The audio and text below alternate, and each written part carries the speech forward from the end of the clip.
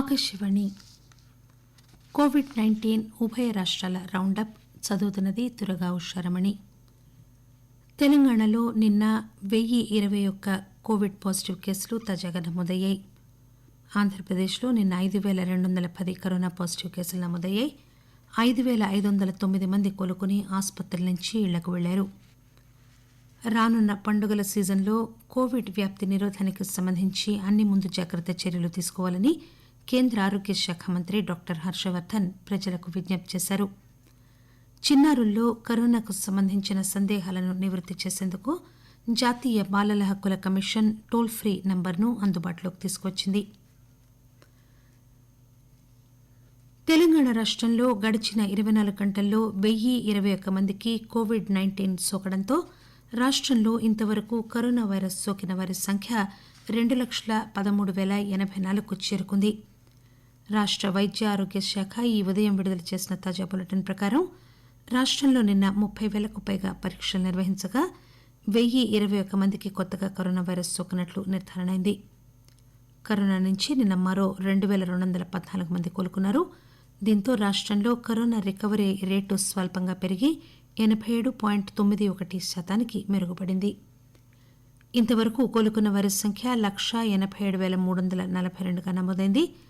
కాగా నిన్న మరో 6 మరణించడంతో రాష్టంలో కరోనా ఇతర సమస్యలతో మరణించిన వారి సంఖ్య 1,228కి చేరుకుంది. ఇదిలా ఉండగా greater Hyderabad municipal corporation GHMC పరిధిలో తాజాగా 228 కరోనా పాజిటివ్ కేసులు నమోదయ్యాయి. నెల రోజుల కిందటి వరకు కొన్ని ప్రాంతాలకే పరిమితమైన కరోనా వైరస్ ఇప్పుడు రాష్టంలో దాదాపు 10,000 గ్రామాలకు వ్యాపించినట్లు వైద్య ఆరోగ్య శాఖ పరిశీలనలో తేలింది. తెలంగాణలో కరోనా కేసుల సంఖ్య 2 లక్షలు దాటింది. కోలుకుంటున్న వారి సంఖ్య సైతం గణనీయంగానే ఉంది. కరోనా నిర్ధారణ పరీక్షల సంఖ్య పెరగడంతో బాధితుల గుర్తింపు వేగంగా జరుగుతోంది. కొన్ని చోట్ల ఆరోగ్య కార్యకర్తలు ఇళ్లకు వెళ్లి కరోనా సంబంధిత జ్వరం, దగ్గు, జలుబు లక్షణాలున్న వారిని గుర్తిస్తున్నారు. అలాంటి వారిని ఐసోలేషన్లో ఉండాలని సూచిస్తున్నారు. కొన్ని గ్రామాల్లో అనుమానిత లక్షణాలున్న వారిని బడులు, కమ్యూనిటీ హాళ్లలో ఐసోలేట్ చేస్తున్నారు. ఇతరులకు వ్యాపించకుండా చర్యలు చేపడుతున్నారు. తెలంగాణలో ప్రభుత్వ, ప్రైవేట్ రంగాల ఆధ్వర్యంలో 88 కోవిడ్ కేర్ సెంటర్లు పనిచేస్తున్నాయి. వీటిలో 8,114 పడకలున్నాయి. మరోవైపు 4-5 కేసులు నమోదైతే కంటైన్మెంట్ జోన్లు ఏర్పాటు చేస్తున్నారు. వైద్య ఆరోగ్య శాఖ వద్ద ఉన్న సమాచారం ప్రకారం ప్రస్తుతం రాష్టంలో 1,283 కంటైన్మెంట్ జోన్లు ఉన్నాయి. రేపు, ఎల్లుండి తెలంగాణ శాసనసభ, శాసనమండలి సమావేశాలు జరగనున్న నేపథ్యంలో శాసనసభ, శాసనమండలి ప్రాంగణాల్లో ప్రత్యేకంగా కరోనా పరీక్షా కేంద్రాలు ఏర్పాటు చేయనున్నారు. ఇందుకు సంబంధించి స్పీకర్ పోచారం శ్రీనివాసరెడ్డి, మండలి చైర్మన్ గుత్తా సుఖేందర్ రెడ్డి అధికారులను ఆదేశించారు. సమావేశాలకు హాజరయ్యే సభ్యులు, సిబ్బంది, మీడియా ప్రతినిధులు, భద్రతా సిబ్బంది ఎవరికైనా కరోనా లక్షణాలు కనిపించినా, అనుమానంగా ఉన్నా తప్పక పరీక్షలు చేయించుకోవాల్సిందిగా సూచించారు. ఈ పరీక్షా కేంద్రాలు ఉభయ సభల ప్రాంగణాల్లో ఈ మధ్యాహ్నం 2 గంటల నుంచి అందుబాటులో ఉంటాయి. ఆంధ్రప్రదేశ్ వ్యాప్తంగా గత 24 గంటల్లో 75,517 కోవిడ్-19 నిర్ధారణ పరీక్షలు చేయగా 5,210 పాజిటివ్ కేసులు నమోదయ్యాయి. దీంతో మొత్తం కేసుల సంఖ్య 7,55,727కి చేరుకుంది. కరోనా బాధితుల్లో కొత్తగా 5,509 మంది కోలుకోగా ఇప్పటి వరకు కోలుకున్న వారి మొత్తం సంఖ్య 7,03,208కి పెరిగింది. ప్రస్తుతం ఆంధ్రప్రదేశ్లో యాక్టివ్గా ఉన్న కరోనా కేసుల సంఖ్య 46,295. వైరస్ బాధితుల్లో కొత్తగా 30 మంది మరణించగా మొత్తం మృతుల సంఖ్య 6,224కు చేరుకుంది. ఈ మేరకు రాష్ట వైద్య ఆరోగ్య శాఖ తన హెల్త్ బులెటిన్లో వివరాలను అందించింది. ఆకాశవాణి ఉభయ రాష్ట్రాల కోవిడ్ రౌండప్ వింటున్నారు. రానున్న పండుగల సీజన్ కోవిడ్ వ్యాప్తి నిరోధానికి సంబంధించి అన్ని ముందు జాగ్రత్త చర్యలు తీసుకోవాలని కేంద్ర ఆరోగ్య శాఖ మంత్రి డాక్టర్ హర్షవర్దన్ ప్రజలకు విజ్ఞప్తి చేశారు. పండుగల వేళ ఒకచోట పెద్ద సంఖ్యలో గుమిగూడవద్దని ఆయన కోరారు. సండే సంవాద్ 5వ సంచికలో తన సామాజిక మాధ్యమ సభ్యులు వేసిన ప్రశ్నలకు మంత్రి సమాధానం చెబుతూ ప్రార్థనలు, పూజలు చేసే సమయంలో కూడా మాస్క్ ధరించాలని కోరారు. కరోనా వైరస్ వ్యాక్సిన్ అత్యవసర వాడకానికి వ్యాక్సిన్ భద్రత సామర్థ్యం గురించిన డేటా అవసరమని కేంద్ర ఆరోగ్య మంత్రి చెప్పారు. వ్యాక్సిన్ ప్రయోగ ఫలితాల ఆధారంగా దీనిపై నిర్ణయం తీసుకోవాల్సి ఉంటుందని చెప్పారు. భారత్లో ప్రస్తుతం పలు వ్యాక్సిన్లు తొలి, మళ్లీ 3వ దశ పరీక్షలు జరిపే దశలో ఉన్నాయని, ఈ పరీక్షల ఫలితాలు వ్యాక్సిన్ వ్యూహాన్ని నిర్ధారించడంలో ఉపకరిస్తాయని హర్షవర్దన్ చెప్పారు. వైరస్ సోకే ముప్పున్న వ్యక్తులతో పాటు వైరస్ కారణంగా మరణించే అవకాశాలు అధికంగా ఉన్న గ్రూపులకు ముందుగా వ్యాక్సిన్ అందిస్తామని మంత్రి తెలియజేశారు. వయోవృద్ధులకు కాక యువజనులకు మాత్రమే ముందు వ్యాక్సిన్ ఇస్తారని వచ్చిన పుకార్లను నమ్మవద్దని, అది తప్పుడు సమాచారం అని కూడా ఆరోగ్య మంత్రి స్పష్టం చేశారు.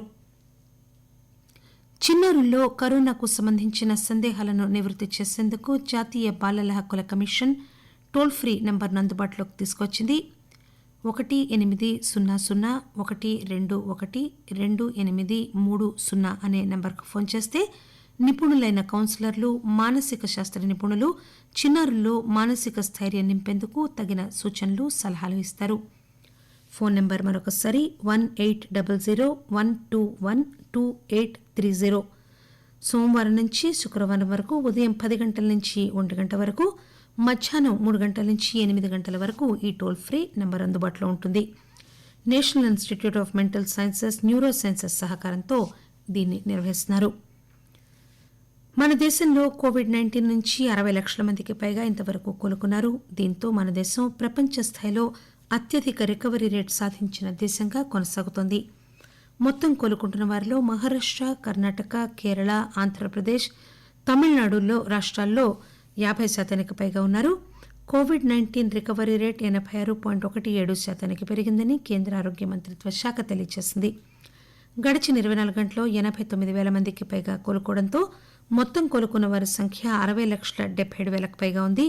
అదే సమయంలో నిన్న 74,383 కొత్త కేసులు నమోదయ్యాయి.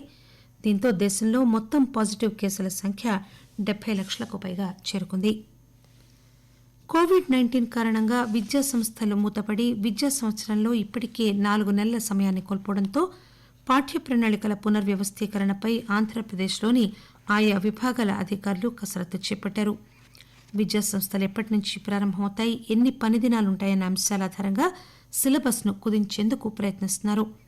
ప్రత్యామ్నాయ క్యాలెండర్, పాఠ్య ప్రణాళికల రూపకల్పనపై దృష్టి సారించారు. కరోనా వల్ల స్కూళ్లు మార్చి నుంచి మూతపడడంతో 2019-20 విద్యా సంవత్సరంలో కొన్ని తరగతులకు పరీక్షలు నిర్వహించలేకపోయారు. 11, 12 తరగతుల విద్యార్థులకు సిబిఎస్ఈ 30% మేరకు సిలబస్ కుదించింది. ఇంటర్మీడియట్ బోర్డు కూడా అదే మాదిరి సిలబస్ను కుదించి వెబ్సైట్లో ఉంచింది. యూజీసీ మార్గదర్శకాల మేరకు ఉన్నత విద్యలో డిగ్రీ తదితర కోర్సుల్లో సిలబస్పై చర్యలు తీసుకోవాలని ఆంధ్రప్రదేశ్ ఉన్నత విద్యామండలి భావిస్తోంది. దేశంలో దీర్ఘకాలిక అనారోగ్య సమస్యలతో బాధపడుతున్న వారి జాతీయ సగటు కంటే తెలంగాణ సగటు తక్కువగా ఉందని ముంబైలోని Indian Institute of Population sciences నివేదిక వెల్లడించింది. 2017 జులై నుంచి 2018 జూన్ మధ్య కాలంలో దీర్ఘకాలిక వ్యాధులున్న వారి గణాంకాలను ఆధారం చేసుకుని రాష్ట్రాల వారీగా కరోనా బారిన పడి కోలుకున్న, మరణించిన వారి సంఖ్యను లెక్కిస్తూ ఐఐపీఎస్ అధ్యయనం చేసింది. తెలంగాణలో ఇప్పటివరకు నమోదైన కోవిడ్-19 మరణాల్లో దీర్ఘకాలిక వ్యాధులున్న వారు 55.04% ఉన్నట్లు రాష్ట్ర వైద్య ఆరోగ్య శాఖ గణాంకాలు చెబుతున్నాయి. వయస్సు రీత్యా పరిశీలిస్తే 60 సంవత్సరాలు దాటిన వారిలో రిస్క్ ఎక్కువగా ఉన్నట్లు Indian Institute of Population Sciences తెలియజేస్తోంది. దీర్ఘకాలిక వ్యాధులున్న వారిలో 60 ఏళ్లు దాటిన వారు 52.25% కాగా 45 నుంచి 59 సంవత్సరాల మధ్య ఉన్నవారు 40.82% మంది ఉన్నారు. విశేషాలు మరొకసారి. తెలంగాణలో నిన్న 1021 కోవిడ్ పాజిటివ్ కేసులు నమోదయ్యాయి. ఆంధ్రప్రదేశ్లో నిన్న 5,210 కరోనా పాజిటివ్ కేసులు నమోదయ్యాయి. 5,509 మంది కోలుకున్నారు. రానున్న పండుగల సీజన్ కోవిడ్ వ్యాప్తి నిరోధానికి సంబంధించి అన్ని ముందు జాగ్రత్త చర్యలు తీసుకోవాలని కేంద్ర ఆరోగ్య శాఖ మంత్రి డాక్టర్ హర్షవర్దన్ ప్రజలకు విజ్ఞప్తి చేశారు. చిన్నారుల్లో కరోనాకు సంబంధించిన సందేహాలను నివృత్తి చేసుకునేందుకు జాతీయ బాలల హక్కుల కమిషన్ టోల్ ఫ్రీ నంబర్ను ప్రజలకు అందుబాటులోకి తీసుకొచ్చింది. ఆకాశవాణి ఉభయ రాష్ట్రాల కోవిడ్ రౌండప్ ఇంతటితో సమాప్తం.